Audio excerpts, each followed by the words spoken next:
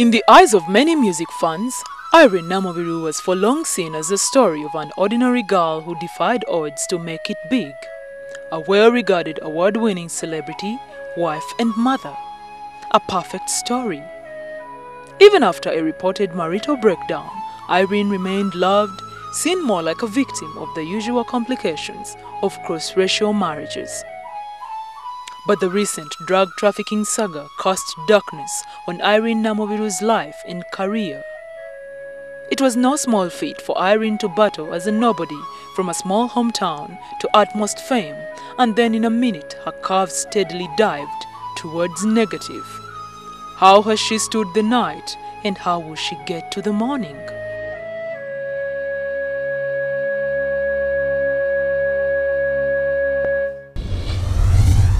Iryn, yes or no, did the foodstuffs have any illegal substances? No. Did you carry foodstuffs? Yes.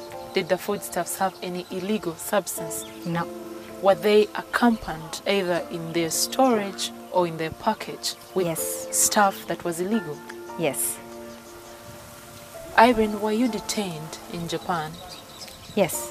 Were you imprisoned? No. Okay. So the details are going to come later on in the show. We just wanted those answers verbalized, so we are it's clear good because on our journey. If we had said foodstuff, yet I was busy saying, you know. But then you formulated it. Okay, please. So, dear viewers, we're going to have the details to those questions as we go on in the show. So, welcome home, Iryn, all in all. The songbird had gone to Japan to perform for the Ugandan community there, after a lucrative music deal was brokered by Hakim Tumwesije, a Ugandan who somewhat lives and does business in Japan.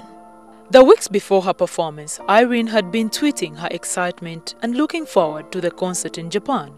Little did she know that the devil's clasp fervently awaited her. She has for the last 2 weeks lived through hell following her arrest at Nikita International Airport in Japan in possession of 3 kilograms of MDMA, drugs commonly known as ecstasy, which is crime in Japan and most countries in the world. Iryn, tell me, walk me through this journey. Why did you get to Japan and how? And I hear of who was supposed to go and they didn't go. And this is how it started. Around the first week of April, my manager was contacted by Dr. Hildeman, another artist that you know so well, about a show in Japan, if I would be available in May and how much for I would perform. So Thaddeus told me, my manager Thaddeus told me about it. But the first thing I told him to do was to go find out about the promoter and which other artists had been there and the crowd. So it was common practice just to know where am I going. So he went and found out. Actually, he talked to Catherine Kusasira because Catherine had been to Japan, apparently taken by the same promoter. So he asked about the crowd and all that I wanted to know. He was told, the crowd is not so big, but I think you should be paid before you leave. So I don't know at what point, all this was taken back to Dr. Hildeman. I don't know at what point he started communicating with the promoter in Japan. On the 16th of April, he sent me, Thaddeus forwarded me an email with an attachment, which was a contract he had signed or he was going to sign with the promoters in Japan. So I looked at it and I was okay with it. They had to give me 75%. So they gave us the first, they gave us 50%. And then around 4 days before I left, they gave him another 25%. Then, of course, I asked questions. Who is going to take me? Who is going to pick me up from the hotel? What hotel am I going to? Thaddeus sent me all this information. And he didn't tell you about the fact that Hildeman is coming or someone else? Actually, from the time they paid, these guys had already started advertising. I would see posters on Facebook. I didn't know, but I saw my face. I thought somebody was it was just a poster for maybe a disco or something. So Thaddeus told me, in fact, these guys had started advertising already before even paying, which is not correct. But on that poster were 3 people Dr. Hildeman, DJ Michael, and I. A week before my departure, I saw another poster which had only me on it. I never went to ask why the rest were not going because that's not my business. So I left on the 2nd. I had to go. But just an hour before my departure, around midday, coming to midday, Thaddeus called me. He told me, in fact, this guy is saying, if you have space, please take his things for him. I was like, which things? I don't take. I said, no, I don't take things I don't know. Because the reason I said that is because he said things, meaning he didn't know what things they were. And I didn't know how they were packed. I didn't pack them. I travel all the time. I never ever take anybody's things. And Thaddeus insisted, no way, take them, because I know he says I'm very hard to call. Now, I didn't know what kind of relationship he had with whoever he wanted me to carry things for. So I told him no. Then that's when he tells me, no, it's just food. It's just food. In fact, the guy says if they're exceeding kilos, he's willing to pay for them. At the airport, I said, no, I don't have so much. I have like 16 kilos to take. I'm entitled to 46. So I can take maybe into Soko Bikebede. Actually tell them to put matoke because I'm going to Japan. I don't know their food. I fear eating snakes. Take matoke and... In the other guys' things. In the other guys. Baba take not me buying matoke to carry. Them.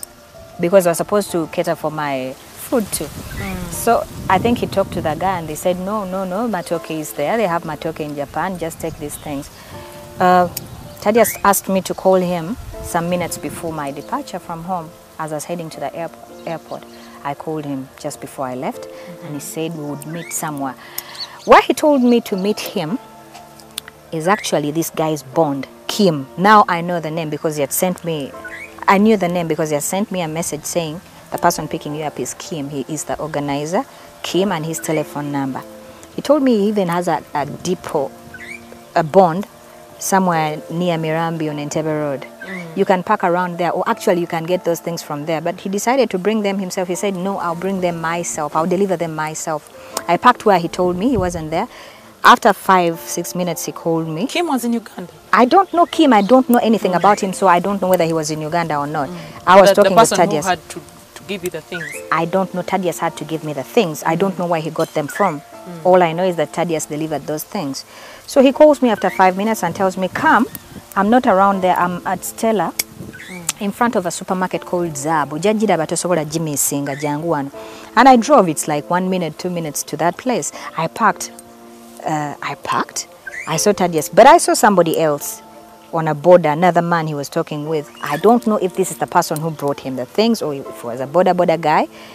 I just saw a guy who didn't talk to me or who I didn't talk to, who never came to my car.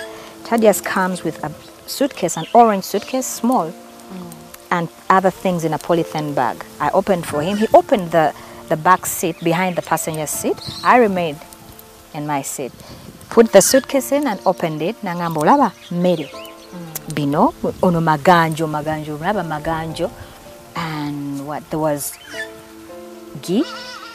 There was peanut paste, there was mochuzi mix and coffee, but the other things I didn't see that I discovered there, coffee beans, 2 packs of coffee beans, and yeah, I think that's it. So he closed the suitcase. He lifted, they were in a chikoi.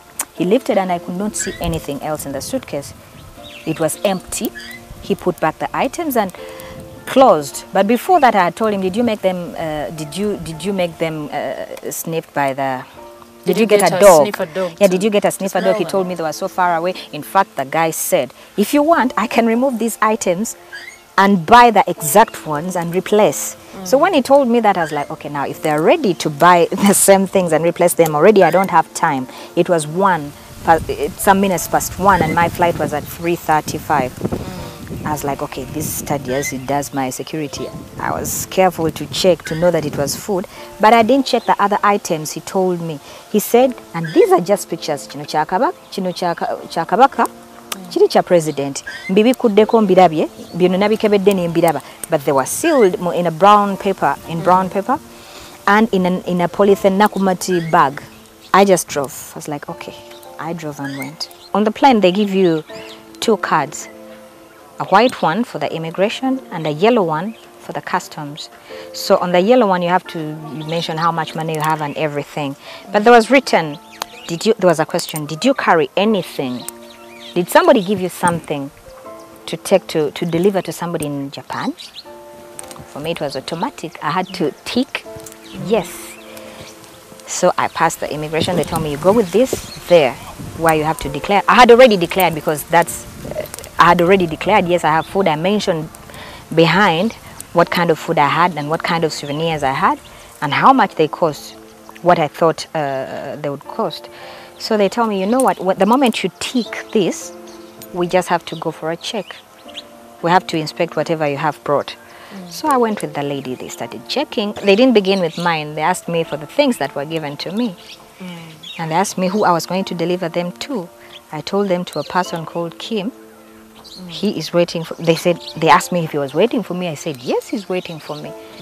They take the frames, they open them. I was like, oh my God, they're so ugly. They're so big. The pictures, one was broken already. The glass was broken. I was like, this is so cheap. This is real paper, you know, not even a photo paper. They went and scanned the things. They called me to look. They told me, now, do you see this? Don't you see shadows? There I could see foreign things in the frame. It's like, oh. Byali bifaanana bitya? Byali nga mpeke? Mpeke. Anti kakati awo nze mbirabira mu scan sibitegeera. Omanyi sweet nga bamurapinze naye nga kisweet ekinene nnyo nga bakisibye mu kaveera nga bwe nkiraba muli. Ng'okiraba mu ka box. Bi frames nga binene bwe biti. So they managed to make kuganga kinene nnyo nga bateekamu ne bakiyingizaamu obuntu ne bakisibako bulungi. Of course you would see obubaawo bwe baateekangako okukibikka. Emabega kifaanana nti yabadde frame naye nga mbi nnyo guli gu frame oba ne omwana wa P1 abukola. Anti ne nga singa nabikebera sandibireese nandikirowoozezza nti bino biki byentwala e Japan. Ani atwala ekintu bwe kityo? For a while, Iryn thought it was going to be sorted out real quick and off she would go to do what she does best, sing for the people. But minutes turned into hours and hours into days and days into weeks. She was a suspect of an offense considered one of the gravest in Asian countries and most of the world. History has it that a British national, Nicholas John Baker, who was convicted of this offense, pled being tricked by a traveling companion, but his pleas fell on deaf ears. In June 2003, he was sentenced to 14 years of imprisonment with forced labor and a fine of 5 million yen, which is about 127 million Uganda shillings. It was Iryn Namubiru's time. Could a Ugandan be luckier than a British citizen in a foreign land? So, kati ne babuleeta sample ku buli kaveera ke bajjeemu nga batoola kati nnyo we kati ne bateeka mu bukebe bwe kafuuka blue tugenda kateekamu kazoke kafuuke orange bwe kafuuka orange ng'eyo drug kati tukateeke ne mu kantu akali akalabe tukateeka muli ne kafuuka blue kitegeeza methamphetamine nga ndi bwe nti otulo tunnuma jjukira essaawa zonna ze natambudde kakati ne bamaliriza emikolo gyabwe gye babaddeko egy'okufinding out the drugs and everything. So everything was that. Nebanga kakati bino ne batandika okulistinga buli kintu kyenina kino bakiyita batya ne bakatereza wali ne babitegeka earrings ne babutegeka ne bakuba ekifaananyi essimu ne baziteeka ne bazikuba ekifaananyi nga bwe badde bwagirese ne bagikuba ekifaananyi n'engoye ne bajjamu kamu ku kamu akapale akaleega biki ne babutereza ne babukuba ebifaananyi olwo balina gwe wekka simanyi siyinza kumanya basooka kuŋŋamba yo under arrest saawa ziri 6 n'eddakiika 35 yo under arrest ne bajja ne bangana bino tubiconfiscate nze kakati omukyala oba mukazi byajja nanteekako bulungi empingo nze sirabanga ku mpingu mbulamu bwange ne babunteekako nga sikaaba sina kye nnaba eddakiika ezo zonna anti kati bye balinga beewunya nze nga balaba sivaako kintu kyonna sikuba miranga sikola ki naye emiranga jajja of course nagitema ne bawogganira nnyo nnyo eyo gye bantwala naku 2 kubanga like the next munaku nyanze nali batandise okuntereeza bulungi nnyo tofaayo kiki but those 2 days I cracked. So I go to the police kati nga yagenda police station endala nga yagenda nnyonnyola ebintu byonna yagenda mbulira mu luzungu ne tutuukayo then they brought me another person more statement. Now it was this guy to interpret for me. He's not no. Okuva mu motoka nga yatandise ogikyusa. Okutuuka ali bulwe nayogeranga nga ategeera ebintu nga okugenda okumaliza nga the guy is so nice. So nice kubanga yagitegeera ali nga yaddamu ne bambuuza nga gwe nnyonnyola n'abiddamu kati n'entandika ombuuza ne kati naalya ne kati kikatuluza bagenda kola ki ye n'atandika okumbulira nanti omanyiza I'm just a policeman kakati lusibikola. So Iryn, we're going to take a short break and we're going to start from the point when you got to the police post. We'll be right back, dear viewers. This is Iryn Namubiru's story. The allegations you heard about her recently, she is letting it all out. When we come back after the break, we get to hear what happened at the police post. How did Iryn get back home? What about her devoted mother? And what next in Iryn's life? We'll be right back.